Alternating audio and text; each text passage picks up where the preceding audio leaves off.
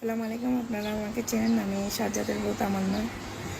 কোথাও কোথাও কোনো জায়গায় কি নজির আছে একজন রিমান্ডের আসামিকে এভাবে গরুর মতো রশি বেঁধে আমার হাজব্যান্ডকে এলাকায় এলাকায় নিয়ে যায় মাইকিং করে জিরো টলারেন্স ঘোষণা করতেছে ওসি আরিফ।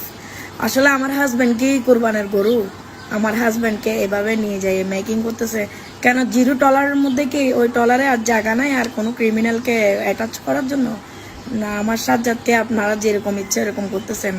কোথাও কি নজির আছে যে মানে একজন রিমান্ডের আসামিকে এলাকা ভিত্তিক ঘুরাই ঘুরাইয়ে একেবারে গরুর রশি বেঁধে মানে যেমন ইচ্ছা তেমন করতেছে প্রশাসন?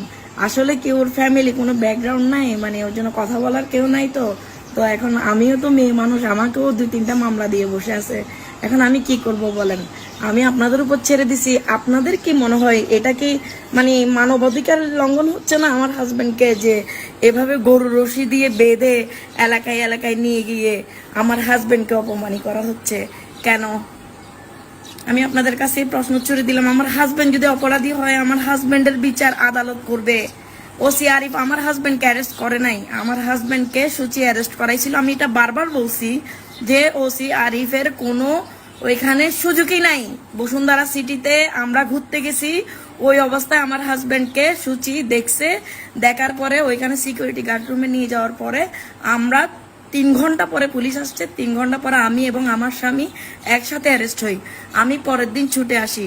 আমার হাজবেন্ড যখন তামান্না তামান্না করে চিল্লাইতেছিল, আমি তখন আমার মোবাইল হারাই গেছে, তাই মোবাইলের জন্য 5 মিনিটের জন্য আমি নিচে নামছিলাম। একসাথে অ্যারেস্ট হয়েছি।